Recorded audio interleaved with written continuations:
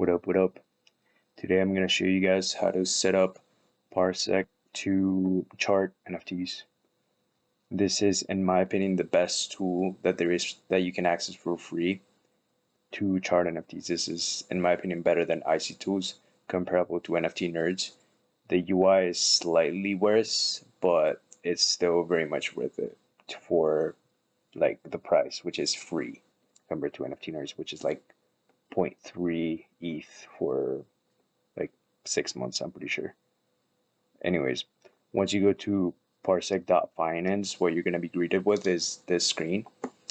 And this tool, I say it's essentially free because you can get a 15-day trial and you just toss a new email at it every 15 days. And that makes it essentially free because they technically do have a subscription, but you don't need to pay that. So what you do is you go to sign up, you make up any username, just here's Index3 because it's the third time that I make this. Just make up, you don't need, it doesn't even need to be your email. It's just like, whatever. Yes, okay. Sure. Make a random password, bing bong. Continue. You don't need to do a MetaMask. You can skip this. You don't need to connect your wallet. You get this pop-up. You can always just close it. And now when you're here, you just click on NFT because that's what you want.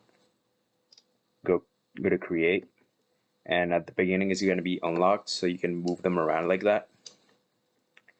And how I like to set it up is I like to have the holder charts down here and make them a bit smaller because I don't think they're that relevant. Make the graph, the actual graph, a bit bigger. The sales like slightly bigger. And when you want to add something, when you want to add another element, you go here to elements and go here to NFTs, and it's going to display all these things. And so the way that I like to set it up is all these default things, then the firehouse, which is essentially, it shows you every single buy of an NFT that there is in OpenSea, like from every single collection. So you see somebody just bought a 3-landers, a clay 35 seconds ago. That's in real time. And it's very useful just to see kind of like what's trending, because it gives you an idea. If somebody sweeps, it'll show up here, like no matter what collection. So that's pretty useful. I like to have it here. So on top of that, oh fuck, I messed up. Whatever, I just add it back. The trades is where you can see the whatever. The trades is where you can see the buys, and you can set it up to where it shows you the listings too. But what I like to do is I like to have the buys and the listings separate, just like NFT nerds. And so to do that, you can set up, where is it? NFT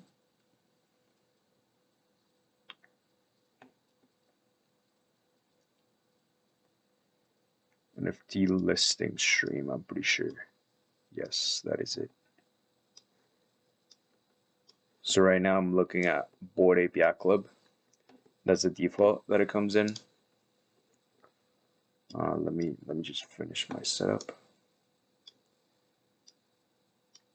And the other thing that I like having is I might want to make this a bit smaller.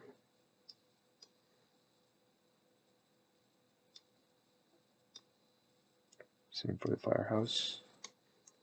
And this slightly bigger. And the other thing that I find really useful in this case is the listings profile, which is here.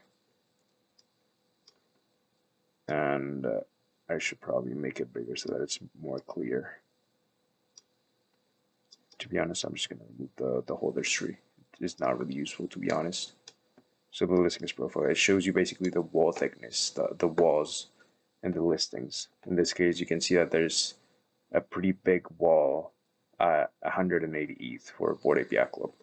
But anyways, if you want to look at another collection, first of all, what you do is you lock Parsec so that you're not moving these things around. And what you can do at this point is just search up another collection, like, I don't know, Clementine's Nightmare. You can change the time frame, the 15-minute, that is it.